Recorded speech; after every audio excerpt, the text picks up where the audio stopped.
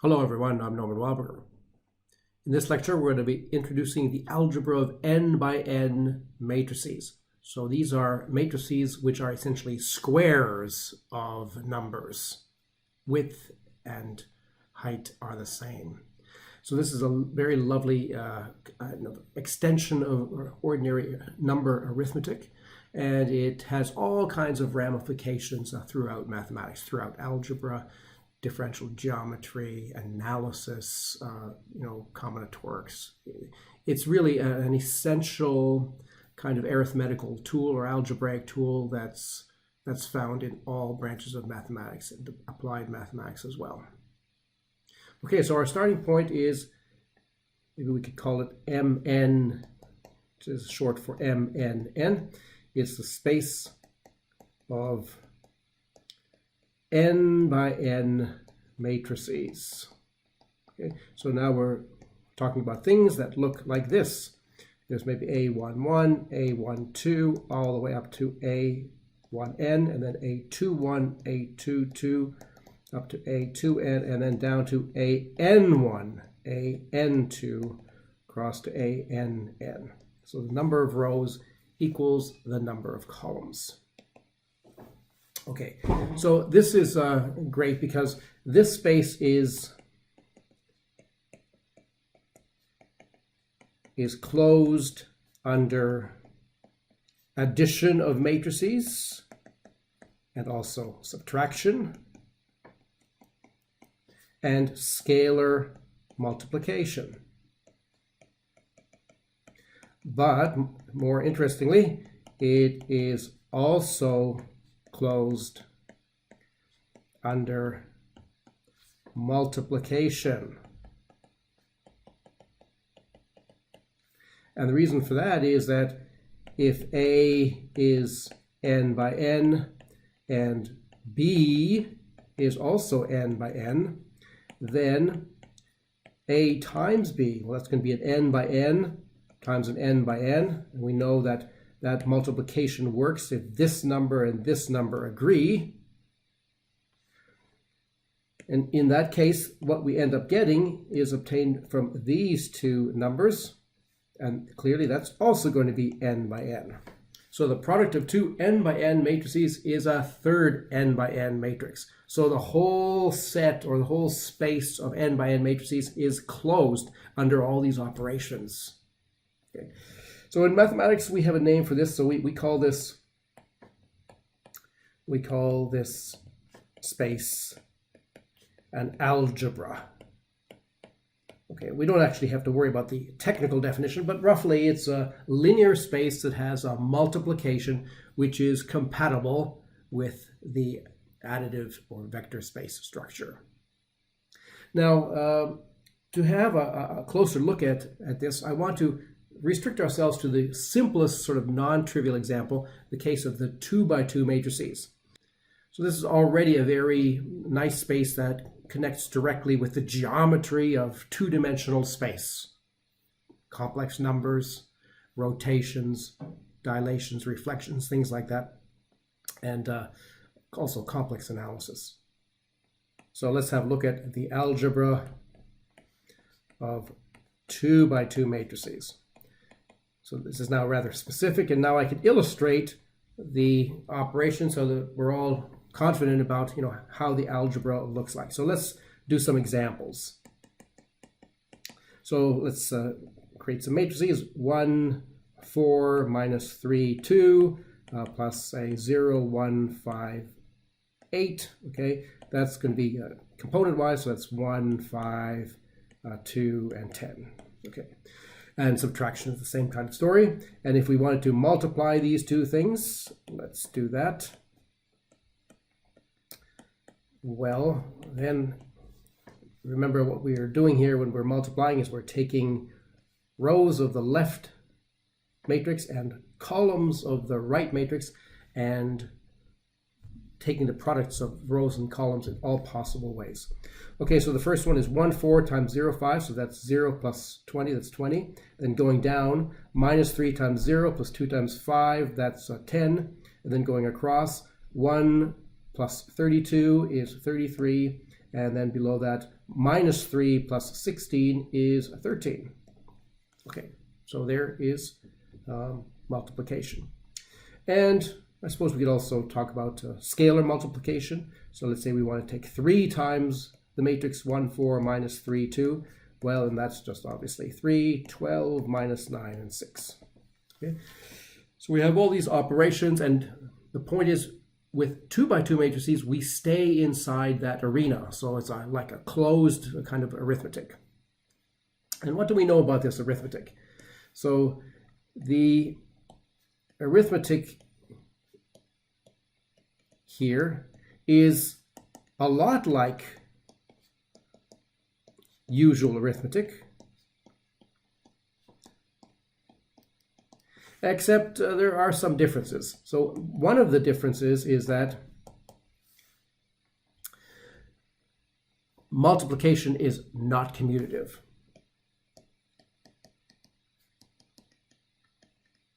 It is not commutative. So that's a big difference with ordinary multiplication. So in general, A times B does not have to be B times A. Sometimes it is, okay, but in general, we cannot expect that AB is equal to BA. So we'll say in general.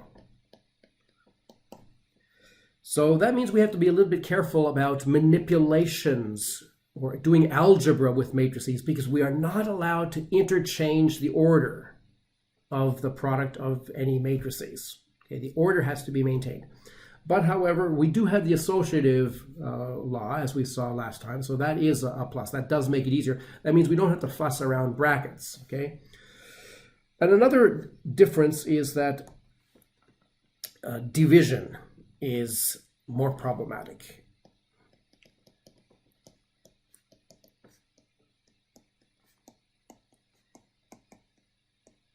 It's not impossible, and you know, it's very interesting, but this is a central problem, how to divide or how to invert multiplication in this arena. And it turns out that this problem is sort of almost equivalent to the problem of solving systems of linear equations. In fact, that's one of the main reasons why we're learning about matrix multiplication, because we're going to see very soon that it connects directly with this former discussion of solving systems of linear equations. That's going to be like almost an arithmetical problem involving dividing, but dividing is more problematic. Okay, so we'll flag those two things just to be careful, you know, that division is more problematic and multiplication is not commutative. Okay, so now let's introduce some important matrices. Important matrices, or types of matrices. So first of all, one that we've already seen before, the zero matrix, okay, which is, in the 2 by 2 case, just this matrix, all with zeros. Now, so this is the zero matrix.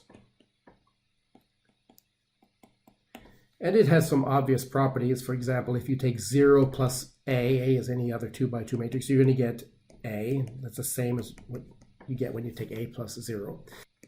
And it's also kind of obvious that if you take O, and you multiply it by any matrix A, you're going to get the matrix O back again, or 0 back again, okay, in either order.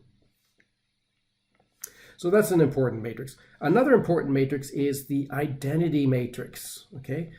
The matrix that corresponds to the number 1 in this system. So obviously this 0 matrix corresponds to the number 0 in some sense. And what corresponds to the number 1? Well, you might think at first that maybe it's the matrix which has 1s in every place, but that's not right. It's actually this matrix here, the matrix with 1s along the diagonal and 0s everywhere else. So this is the 2 by 2 identity matrix, and sometimes if we want to sort of remember the dimension, we might put I2. Just like over here, we might put O2, sort of telling us or alerting us that this is the 0 matrix in the 2 by 2 space. And this one here is the identity matrix in the 2 by 2 space. Okay, so this is the identity matrix.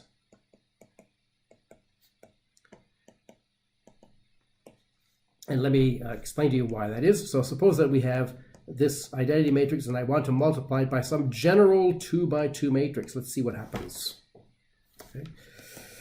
So I'm going to go along the rows of the left hand side and along the columns of the right hand side, and I'm going to get the top entry here would be 1 times A plus 0 times C, which is A.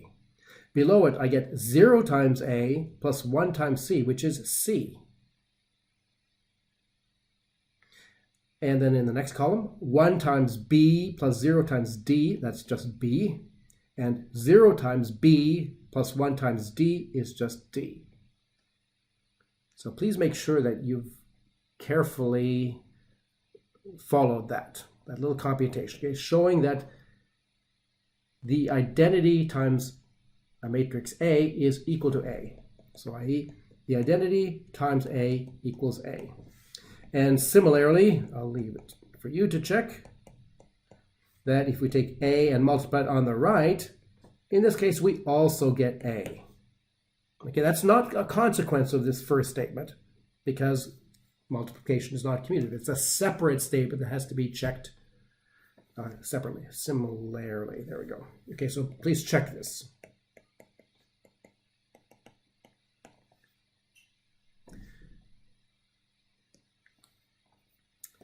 So the identity plays an important role. There's a kind of a slight extension of the identity, things which are close to being the identity. So for any number, say A, we can consider the diagonal matrix.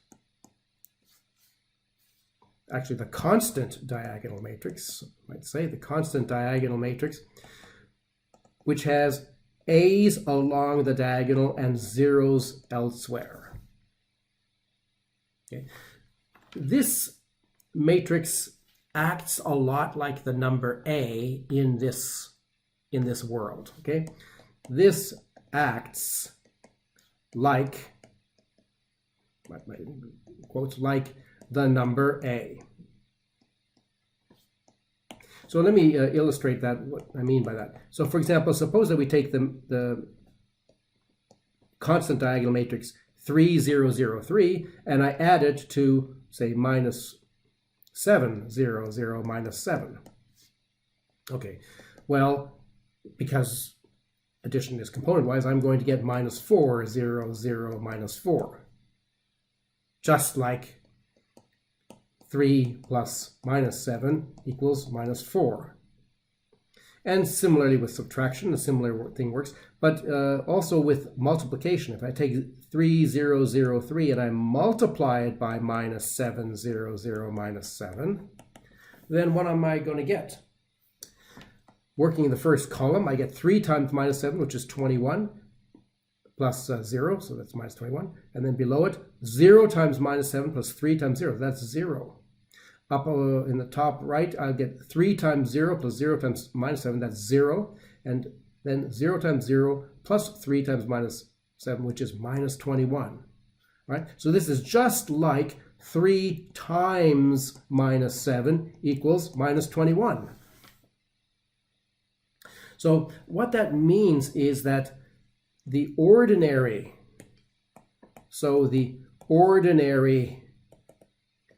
numbers, say A, can be realized actually in M2, but also this works in higher dimensions, as the matrix, or as the matrices of the form A, 0, 0, A. So it's sort of like a copy of the ordinary numbers sitting inside the world of matrices. Okay? So this very clearly shows us that the algebra of matrices is an extension of the ordinary arithmetic, because the ordinary numbers are sitting inside the world of matrices as these constant diagonal matrices. That's an important thing. Okay, another kind of curious thing to mention, so kind of a curiosity. Okay, so suppose that we take let's consider this matrix here. Let's call it maybe J, okay? J will be 0, 1, -1, 0. Let's have a look at this matrix. It's got zeros along the diagonal, so this is called the diagonal. The diagonal of the matrix, so that's the things going just right down the middle. Okay, it's got zeros along the diagonal, and then it has these off-diagonal elements of 1 and -1. Okay, so what interesting property it has. Suppose we look at j squared. Okay, in other words, j times j, which is 0, 1, -1, 0, or 0, I should perhaps say it this way, 0, -1, 1, 0. Okay, let's do that multiplication. We do columns first. So the first entry is 0 times 0 plus -1 times 1. That's -1. The next one, 1 times 0 plus 0 times 1. That's 0. At the top here, minus 0 times -1 plus -1 times 0. That's 0. And below it, 1 times -1 plus 0 times 0. That's -1 again. But this is just minus the identity matrix. Okay, we see that this is another multiple of the identity matrix. Maybe I should mention this also here. This thing here, up here, was just A times the identity matrix, right? That's how we can think about the ordinary numbers sitting inside matrices. So here we have a matrix J, which has the property that J squared is like -1. Well, that's cool. So that means this matrix acts like the complex number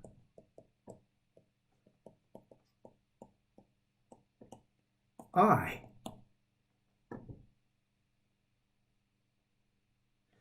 That's kind of surprising, right? So that means that with this matrix algebra approach, we can hope to capture things like complex numbers and maybe other higher fields or higher number systems can be captured in the world of matrices. Well, that turns out to be exactly what happens, and that's one additional reasons why matrices are so powerful, because they give us arenas for extending our arithmetic from ordinary numbers to sometimes called field extensions. So in second or third year algebra, you'll learn more about that, and the matrices play an important role.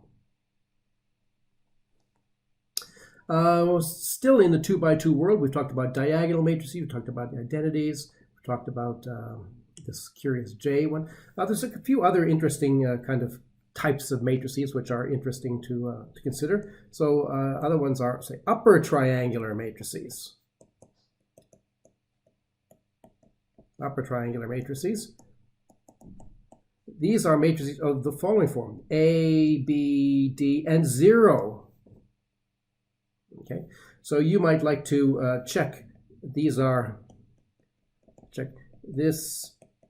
is also a closed algebra. In other words, if you restrict your attention to these kinds of upper triangular matrices with a 0 at the bottom, then it's closed under addition and subtraction and multiplication. That's kind of cool. Of course, there's also lower triangular matrices. Lower triangular matrices. They are things of the form, say, A, 0, C, D, sort of consistent with our earlier things. And this is also closed under addition, subtraction, and multiplication. There's also something called symmetric matrices.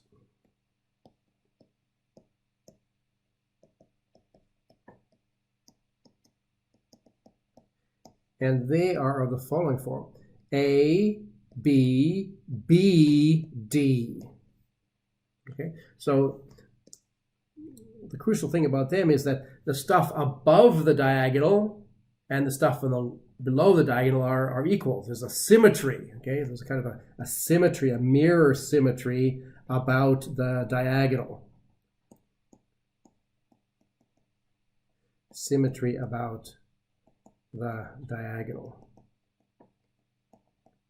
Now, it's kind of obvious that these kinds of matrices are also closed under addition and scalar multiplication. Closed under addition, subtraction also, and scalar multiplication. But what about multiplication? Let's have a check. Let's have a look. So let's just make up. There's a symmetric matrix, 1, 2, 2, 1. And maybe here's another one, maybe -2, 3, 3, -2. There's another symmetric matrix. Let's take the product and ask, is that going to be a symmetric matrix? Well, let's see. Okay, so practice arithmetic. So this top entry is 1 times -2. That's -2 plus 6 is 4. Below it, -4 plus 3, which is -1. And then up on the top here, 3 plus -4 is -1. And then next one, 6 minus 2 is 4. Hey, also symmetric. Okay, that's interesting. What about, say, a general pattern? Could we, we might think, okay, therefore maybe if we take the product of two symmetric matrices, we're going to get another symmetric matrix. Can we kind of look at that more generally? So how would we look at that more generally? Let's have a look at a general symmetric matrix, say A, B, B, D. And then here's another one, maybe C, E, E, F, okay? Those are two general symmetric matrices. And now we're doing the same kind of computation, but sort of at a higher level. Okay, so let's do this. So we have to give ourselves a bit more room. So the top entry is AC plus BE. The next entry is BC plus DE. Over here on the top, we get AE plus BF. And then below that, BE plus DF. Now, is this symmetric? Well, in order for it to be symmetric, we need this thing to be equal to this thing. But BC plus DE and AE plus BF are not in general equal. So this is not in general symmetric. So this kind of shows you that just because something is true in one special case, it does not allow you to jump to conclusions. It's much safer if we make a computation in a kind of a general fashion where we're not working out one particular case, but we're working out a rather general system of cases. Okay, so great. We have some now experience with some basic terminology for the algebra of matrices. And I've sort of focused on the 2x2 case, but almost everything that I've said, most of this extends also to the algebra of n by n matrices.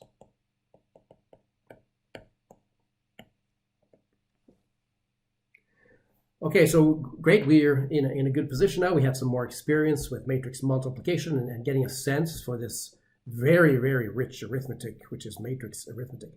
But the more important question still looms ahead. How to deal with division in this brave new world of matrix arithmetic. So we'll talk about that next time along with transposes. They kind of naturally go together. Transposes and inverses.